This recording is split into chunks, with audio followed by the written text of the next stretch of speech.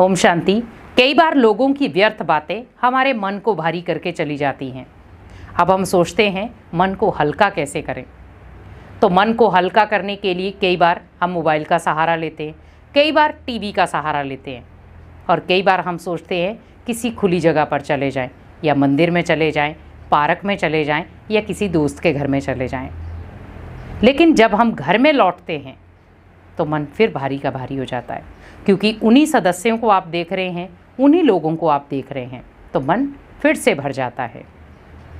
आप सोचिए, जब लोग आपके बारे में व्यर्थ बातें बोल रहे हैं या किसी की भी व्यर्थ बातें कर रहे हैं, आप जब उस चीज़ को सुनते हैं तो क्या होता है? भार बढ़ता चला जाता है।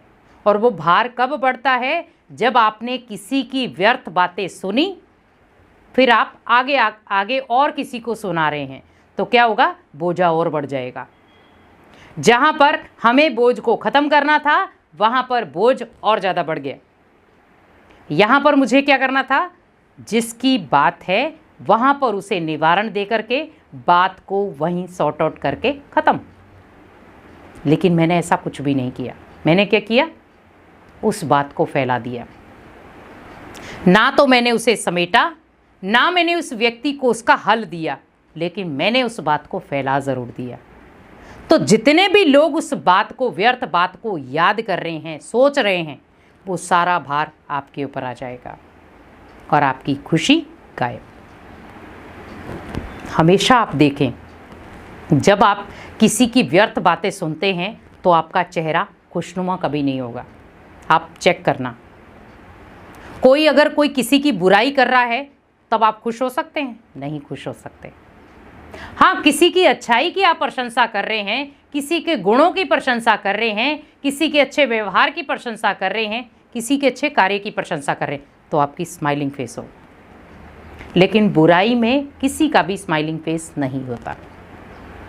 बुराई में हमारे अंदर और बुराइयां उत्पन्न होती हैं। कहते हैं ना, जब हम कोई अच्छी बातें सुनेंगे तो हम अच्छी बातें करेंगे भी। लेकिन हम अगर बुरी बातें सुन रहे हैं तो क्या यहाँ से सोच सकते हैं हम अच्छी बातें बोलेंगे? नहीं। तो जब मैंने बुरा सुना तो बुरा बोलेंगे भी, और बुरा सोचेंगे भी, और बुरा आगे करेंगे भी। यहाँ पर आपको ध्यान रखना है कि अगर कोई व्यक्ति कोई भी प्रकार की आपको व्यर्थ बातें सुना रहा है तो आपको उसे इग्नोर करना है। दूसरा, या आप इग्नोर नहीं कर सकते, आपके घर के फैमिली मेंबर ही हैं, तो वहाँ पर आप उन्हें बड़े प्यार से समझाएं। पहले आप उनके गुणों की प्रशंसा करें और फिर धीरे से आप कहें कि इतने लोगों की हम व्यर्थ बातें क्यों करते हैं? क्या पता उसके घर में क्या परिस्थितियाँ चल रही हैं, वो किस तरीके से उस चीज़ को हैंडल कर रहा है, और हम यहाँ पर उसके बारे में क्यों सोच रहे हैं? और जितना हम उसके बारे में सोचेंगे हमारा ही लॉस होगा। इसीलिए हम उसके बारे में भी अच्छा सोचेंगे, अपने बारे में भी अच्छा सोचेंगे। तो क्या हुआ? एक आपने उसे बहुत अच्छी एक गाइडलाइन दे दी। अब कल को दोबारा जब वो आपके साथ कोई ऐसी बात बोलेगा तो पहले वो सोचेगा कि इस व्यक्ति को व्यर्थ बातें पसंद नहीं है, तो वो आपके साथ करेगा भी नहीं। क्योंकि जो आप लोगों को दोगे वही रिटर्न आपके पास आएगा। अगर आपके पास लोगों को ओनली व्यर्थ देने के लिए होगा तो लोग भी आपको व्यर्थ ही देंगे। लेकिन अगर आपके मन के अंदर ये है कि मुझे लोगों को हमेशा अच्छी चीज़ें देनी है, अच्छे संकल्प देने हैं, अच्छा व्यवहार करना है, हमेशा सदाचार में रहना है, अच्छा स्वभाव रखना है, अच्छी विशेष देनी है, दुआएं देनी है, खुशियाँ देनी है, तो ऑटोमेटिकली क्या होगा? रिटर्न में आपके पास भी वही आएगा, और वो आपके भारी मन को हल्का कर देगा। यहाँ पर जब आप व्यर्थ बातें, व्यर्थ सोच, व्यर्थ कर्म, ये तीनों चीज़ें आ जाएंगी तो आपका मन भारी होगा। और अगर आप दूसरों को ये देना शुरू हो गए, खुशियाँ देना शुरू हो गए, दुआएं देना शुरू हो गए, ब्लेसिंग देना शुरू हो गए, मदद करना शुरू हो गए, तो क्या होगा? आपका मन हल्का होना शुरू हो जाएगा। जैसे कई बार हमारा मन बहुत भारी होता है, कोई अपने हमें उल्टा सुल्टा बोल देते हैं, गलत शब्द बोल देते हैं, हमारी निंदा कर देते हैं, कई बार गाली गलौज कर देते हैं, लड़ाई कर लेते हैं, तो हम क्या कहते हैं? अब हम इस घर से थोड़ा सा बाहर निकल के थोड़ा एकांत में जाकर बैठ के आता हूँ।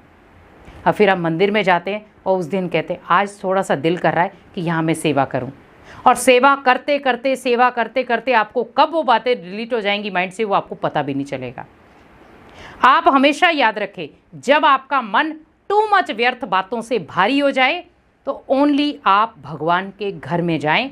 वहाँ पर कोई ऐसी सेवा पकड़ लें जहाँ पर आपको लगे कि ये सेवा बहुत कठिन है, और जैसे आप उस कठिन सेवा को पकड़ेंगे, करने की कोशिश करेंगे, और कोशिश करते करते करते करते जब वो सेवा संपन्न होना शुरू हो जाएगी तो आपको पता चलेगा आपके माइंड से वो बात डिलीट हो गई है।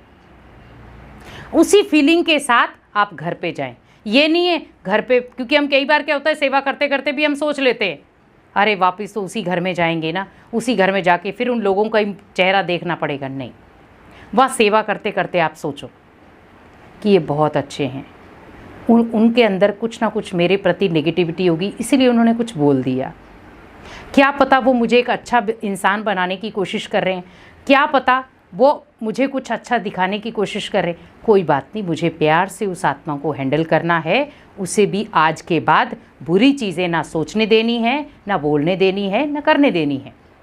तो क्या होगा, यहाँ से अगर आप मन का भाव चेंज करके जाएंगे तो सामने वाले के भी आप स्वभाव को चेंज कर पाएंगे। और जब आप सामने वाले के स्वभाव को चेंज कर देंगे तो आपका स्वभाव भी चेंज हो गया, आपका व्यवहार भी चेंज हो गया, आपका जो मन भारी हो रहा था बार बार वो भी हल्का हो गया और आप खुशनुमा बन गए। तो आपकी लाइफ भी खुशनुमा हो गई, लोग भी आपसे खुश होना शुरू हो गए, और यहाँ पर आपका परिवार भी आपसे खुश हो गया। लेकिन यहाँ पर हम चॉइस क्या रखते हैं, दोस्तों के पास चले गए, लाफिंग क्लब में चले गए, रेस्टोरेंट में चले गए, बाहर में चले गए, और आजकल हम ज़्यादा क्या करते हैं, मन को हल्का करने के लिए हम नशे का सहारा लेते हैं। ये बिल्कुल रॉन्ग है।